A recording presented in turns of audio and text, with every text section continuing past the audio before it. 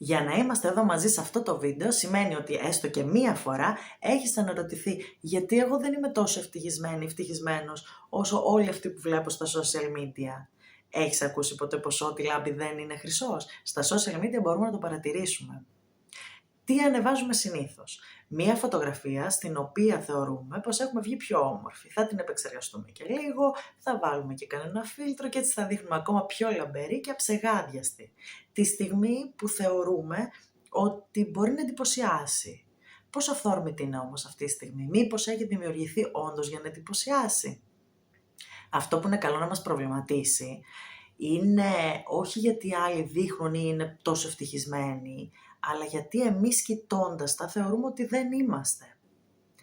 Στα social media παρατηρούμε τις καλές στιγμές των άλλων με αποτέλεσμα ορισμένες φορές να πιστεύουμε ότι εμείς δεν είμαστε τόσο παραγωγικοί, δεν είμαστε τόσο πετυχημένοι, δεν είμαστε τόσο ευτυχισμένοι.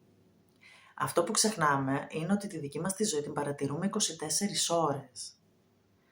Δεν είμαστε 24 ώρες αψεγάδιαστοι, δεν έχουμε 24 ώρες την καλύτερη διάθεση. Έχουμε προβληματισμούς, έχουμε προκλήσει την καθημερινότητα,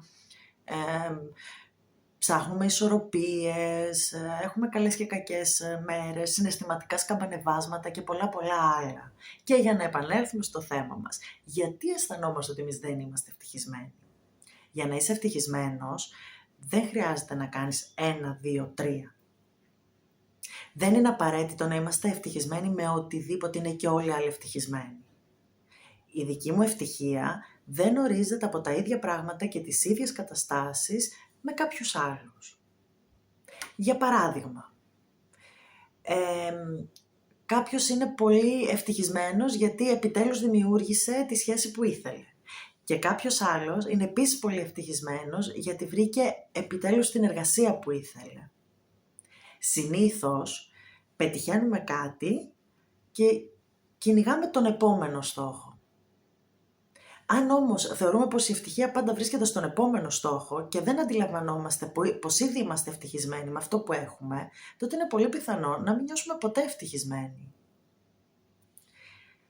Μπορεί να ακουστεί γραφικό, αλλά αν δεν δώσουμε την απαραίτητη σημασία σε αυτά που ήδη έχουμε και πάντα θεωρούμε πως η ευτυχία μας βρίσκεται σε αυτά που δεν έχουμε, τότε χάνουμε τις πιο πολύτιμες και σημαντικές στιγμές.